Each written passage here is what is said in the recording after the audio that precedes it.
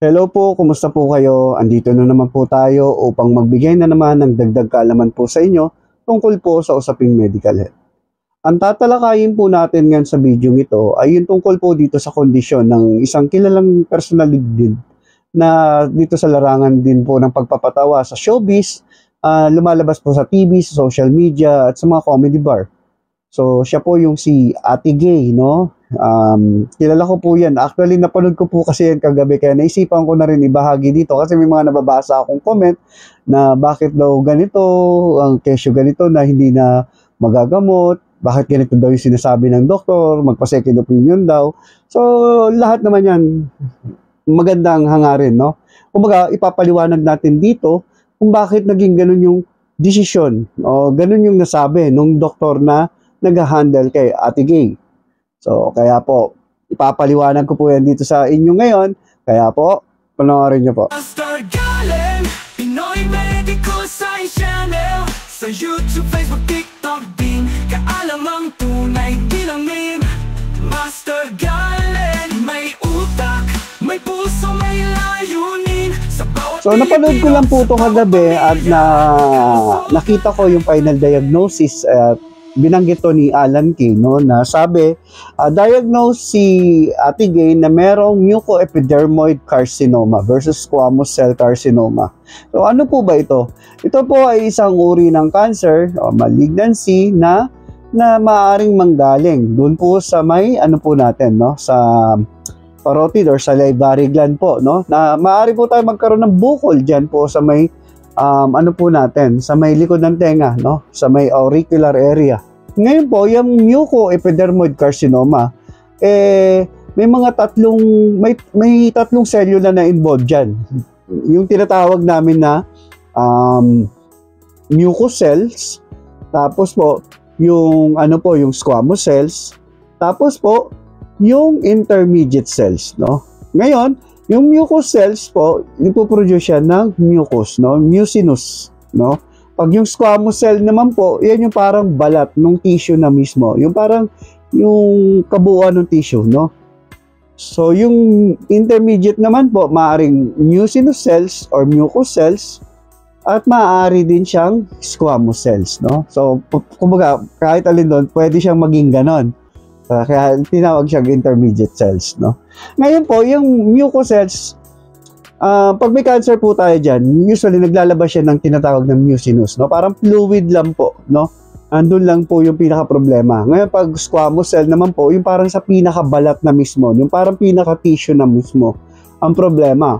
Ngayon po, meron tayong, may grading po dito sa pagkakaroon ng MEC or mucoepidermoid carcinoma, no, from low grade tapos to high grade, no. Ngayon po, pag involved na po ang squamous cells, masyado po itong aggressive, no, at kadalasan ito po ay high grade, no. High grade po ang grading po natin dyan sa MEC na yan, no. Talagang napakabilis, no, napakabilis yan lumaki. Ngayon, yung mga bukol na po yan, minsan maliit lang yan, no? Maliit lang, mapapansin mo. Ngunit, habang tumatakbo yung panahon, parang mapapansin mo palaki siya ng palaki. Unlike ng mga benign na, wala, may mapapansin kang bukol, parang hindi naman na lumaki, no? Parang nananatili lang siyang gano'n sa mahabang panahon. Minsan yung gano'n, yung mga benign lang po yun. Pero pag ganito po masyado aggressive, no? So, yun po, maaari natin pagdudahan po dito. Ngayon po, doon po, sinabi ng doktor niya daw, stage 4 na daw to. So, pag sinabing stage 4, ibig sabihin kalat na, no? Ngayon, maaaring kumalat na, hindi lang yung tumor mismo, no? Yung tumor maaaring nakakabit na rin sa mga katabi niyang mga struktura. At maaaring nag-travel na rin yung cancer cells papunta doon sa mga malalayong organ like atay, baga, no, maaaring yung cancer cells nag-travel na rin papunta doon. So, ganyan yung mga stage 4, no? So, bakit sinabi nung doktor na nag-handle kay kay Ate Gay na inoperable, no? So hindi na kayang operahan. Kasi siguro nasabi niya po 'yon, siyempre siya ang mas nakakaalam po nun. Maaari kasi yung bukol na yun, so sobrang laki nun, na-invade niya na o nakadikit na siya doon sa mga major blood vessels, no? Yung mga daanan ng dugo, no? May mga malalaking daanan kasi tayo ng dugo po dyan, no? Na nagsusupply sa head po natin, sa face po natin, hindi lang po dyan, pati po dun sa brain natin. Tapos nakadikit na rin siya sa mga ugat, no? Yung mga nerves po natin na responsible sa sensation, tapos sa mga paggalaw ng mga muscle natin, like for example facial muscles natin, no? Yung facial nerves ko nakadikit na dun siya sa facial nerve. So napakahirap pong tanggalin po nun, no? Ngayon po ang iba ginagawa radiation therapy, no? Tapos chemotherapy, sinusubukan paliitin yung bukol muna. Pero kung gano'n na po kasi kalaki, mahirap yung basta-basta palitin lang. Ngayon, kahit mapalit mo pa yun, kung talagang na-invade nyo na yung mga strukturang binabanggit ko, wala rin, napakahirap pa rin tanggalin nun. Pag tinanggal mo yun, madadamage mo po yun. So magkakaroon po ng severe bleeding at kung ano-ano pang mga problema na kaakibat ng pag-oopera, no?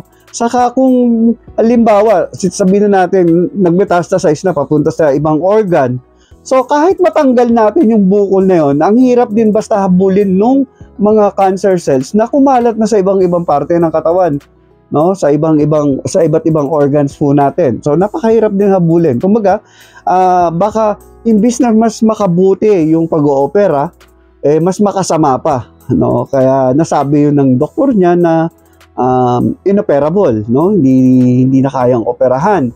At yun na nga po, no? Nabigyan ng taning na ilang buwan na lang daw ang itatagal, no? So yung prognosis po kasi nito,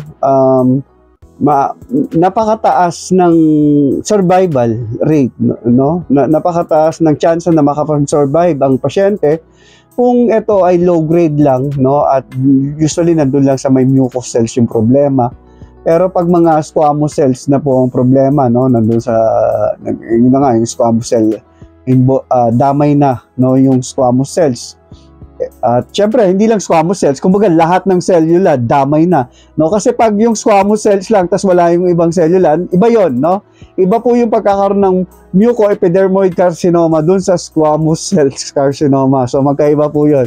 Kasi kung squamous cells lang talagang target, squamous cells lang, no? At hindi lang matatagpuan doon ng squamous cell natin sa may salivary gland. Meron din tayo niyan sa ibang parte ng katawan, kagaya ng skin, no? So napakarami po niyan, no? Sa breast, meron din tayong squamous cell sa breast, no? So, para hindi na tayo lumayo, balik ulit tayo doon, no? So, yun na nga po, sinabi na po na may taning na, no? Kasi nga, yung chance of survival, no, ng mga stage 4 ng ganyan, lalo na kung kalat na talaga yung cancer cells, mas mababa na talaga po yung survival.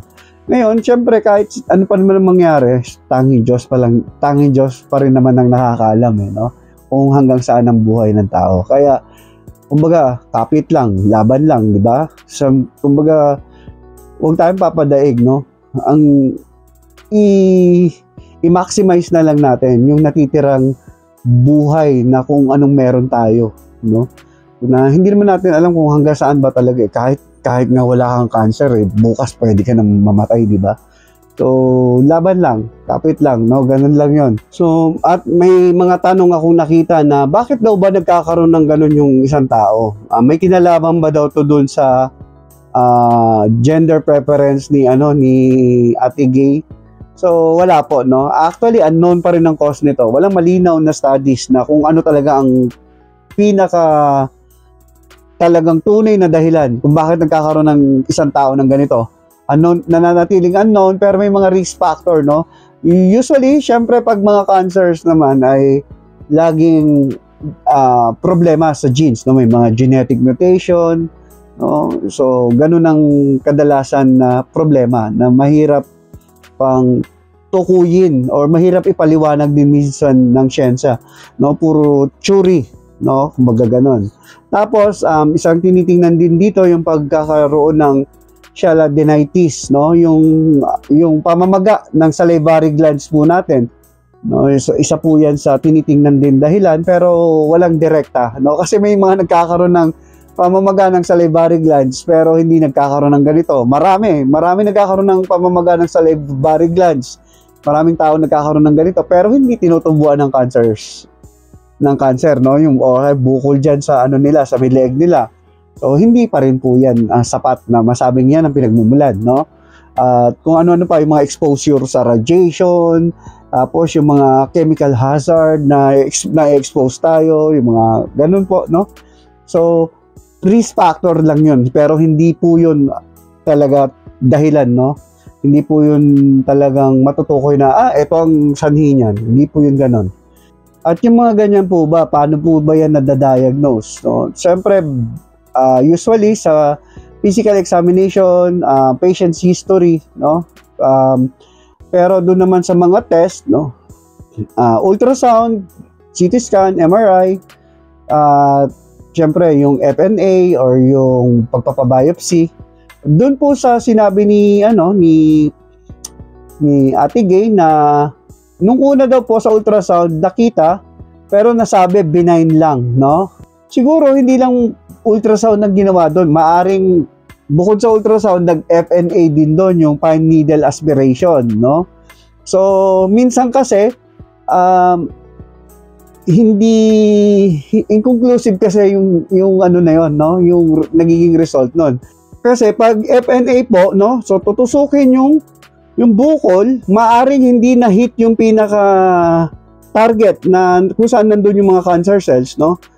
Kaya, lumalabas na benign pa rin. Tapos dun sa ultrasound, minsan yung size lang talaga ang nakikita doon, no? So, kaya mas maganda pa rin na biopsy, no? Magpa-biopsy pa rin. So, ano ba pagkakaiba ng biopsy saka yung FNA? May nagtanong pa na itong isang estudyante rin, no? Ano pagkakaiba ng FNA saka biopsy? Na parehas ng procedure po yun, no? So, yung FNA po, parang cytology yun, no? Yung sa mga estudyante, no? Cytology yun. Ang huhugutin mo doon, cells, no? Pero doon sa pagpapabiopsy, mas malaking needle ang ginagamit at tissue ang makukuha mo doon.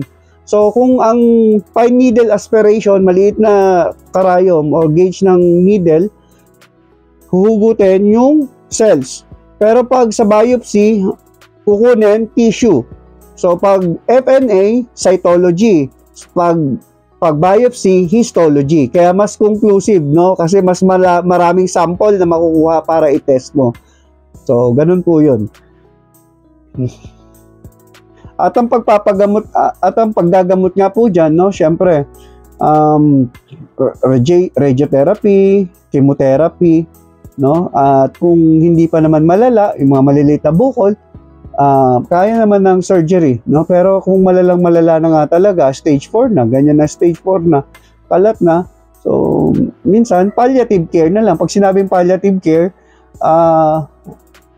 parang ang pinakalayunin na lang ay mapaginhawa yung pasyente, hindi na para magamot. Kasi kumbaga, napaka-hirap na rin naman ng gamutin, no? Kumbaga, baka pag ginamot lang ng ginamot, baka mas maghirap lang lalo yung pasyente. Kaya kung ooperahan mo, biro mo kung ooperahan mo, baka maparalyze yung muka, no? Tapos magkaroon pa ng severe bleeding, internal bleeding, mawala ng supply ng dugo sa utak, magkulang ng oxygenation dun sa utak habang inooperahan. So, mas marami pang possible na worse na mangyayari. So, ang ginagawa na lang para hindi makaramdam ng pananakit yung pasyente, no? Tapos, ganun na lang po ang ginagawa talaga, no? Alisin yung mga sintomas na mga nararamdaman para hindi naman yung mga nalalabi pa ng pasyente na buhay, ma-enjoy niya pa kahit papano. No, ganun po ang palliative care. Paano ba tayo makakaiwas na magkaroon ng ganito, no? So, pag may mga nakakapapo tayong bukol,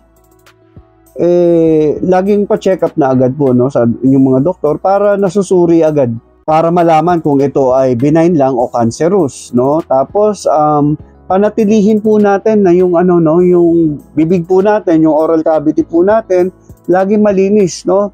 So hindi man yan ang pinaka-exact na dahilan, pero makakatulong po kung lagi malinis po yung bibig po natin, no?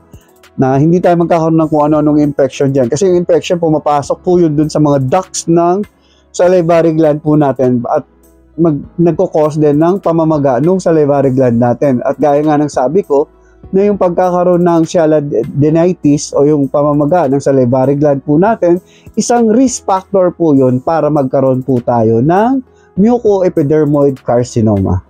So, yan lang po yung mga ano. Tapos syempre, umiwas tayo doon sa mga overexposure sa radiation, yung mga chemical hazard na ma-expose tayo, yung mga asbestos at kung ano-ano pang chemical. So, iwas po tayo doon sa ganun, no? So, yan po ang tungkol dito sa kondisyon ni Ate Gay. At sana may natutunan na naman kayo kahit papano dito sa topic natin ngayon dito sa video ito. At kung may mga nakalimutan akong sabihin at kung may mga gumugulo pang tanong sa inyong isipan, maaari nyo naman akong i-PM sa aking Facebook page na Master Galen PMS Official o kaya i-comment nyo po dito sa comment box at sisikapin po natin masagot, no? Marami nagtatampo, yung iba hindi nasasagot. Pasensya na po kayo, ginagawa ko talaga na masagot lahat, pero sa sobrang dami na nagme-message, hindi rin kayang sagutin lahat-lahat agad-agad, no? At yung iba natatabunan na rin kasi So hanggang dito na lang po. Kita-kita po ulit tayo sa next video. Paalam, pansamantala. Master Galen, hindi lang vlogger, siya'y tagapagturo. Sa masang Pilipino, siya ang gabay mo. Pinoy na may puso, utak ay matibay. Si Master Galen to, heights na totoo. Kalusugan